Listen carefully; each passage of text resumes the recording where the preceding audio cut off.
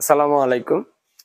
আশা করি সবাই ভালো আছেন। তো আমাদের এই যে লাইন, এটা দেখেন একটা সৌন্দর্যের মধ্যে বজায় আছে। হ্যাঁ? ওয়ালটা এক লাইনে আছে।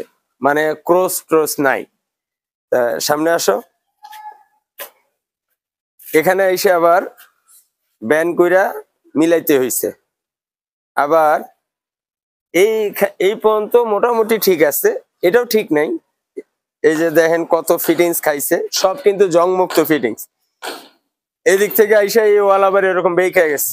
যাওয়ার কারণে এই যে কিভাবে মিলাইতে হইছে, এই যে দেখেন লাইনের অবস্থা। হ্যাঁ, তো আমরা বলছিলাম যে এই লাইনটা অন্তপক্ষে নিচ দিয়ে দিই, তাই না? এই লাইনটা নিচ দিয়ে দিই, তাহলে এরকমটা হবে না। কিন্তু বাড়িওয়ালারা সেটা মানে নাই, বলছে যে না, ওপর দিয়ে দাও, সব যেহেতু হয়েছে। তো আমাদের এই যে মিলাইতে যে আরো একটু সুন্দর করে মিলান যাইতো, কিন্তু ওই সময় আবার যদিও মিলানো হয়েছে, রং মিস্ত্রিরা ঝুল নিয়ে কাজ করতে গেছে, এগুলারে ক্লাম টালাম চুরাই ফেলছে। তো এই যে দেখেন, এই জায়গায় হিসাবে কিন্তু ওয়াল সোজা আছে, এই জায়গার লাইন কিন্তু ঠিকই আছে, একটা লেভেলে আছে, তাই না? কিন্তু এদিক থেকে এই অংশে, তারপরে এই অংশে খুবই খারাপ অবস্থা, দেখতেও খারাপ লাগতেছে। এই যে মানে অনেক কঠিন ভাবে এগুলারে মিলাইতে হয়েছে, কিন্তু এইভাবে কোনোভাবে এটা কাজ হয় না। এটা যদি আমরা এখান থেকে নামায়া ফ্লোরিং করে এইভাবে নিয়ে নিতাম, তাইলে আর কিন্তু এই বাঁকা তারা বা এরকম থাকতো না। তো এখন আমরা তো ইচ্ছা করে করি নাই, কাজ কিন্তু এটা আমাদেরই করা, বাবু করছে।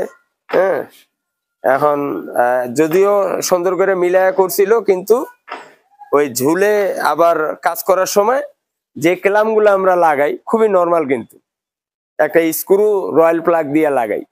এগুলা যদি আবার রয়্যাল বোল দিয়ে লাগানো যাইতো, যেহেতু 10 তলা ফাউন্ডেশন বিল্ডিং, সেই হিসাবে কিন্তু আরো মজবুত হয়ে থাকতো।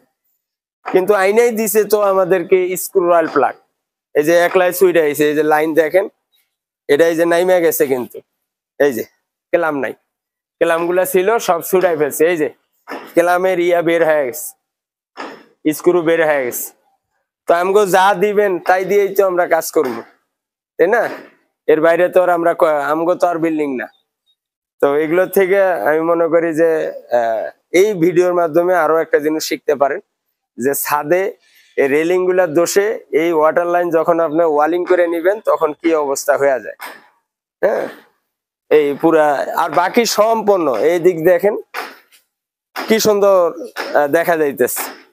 হ্যাঁ, যত কোবলা পড়বে, যে এটা আমরা বলছিলাম কাইটা দেব, কিন্তু এটা রাজি হয় নাই, বলছে না এমনি, তাহলে আরো সোজা থাকতো লাইন, স্ট্রেট থাকতো, কারণ এটা শর্ট কলম, এটার কোনো শক্তি দরকার নাই। তো এই সে ব্যাপার। ভালো থাকবেন, আল্লাহ হাফেজ।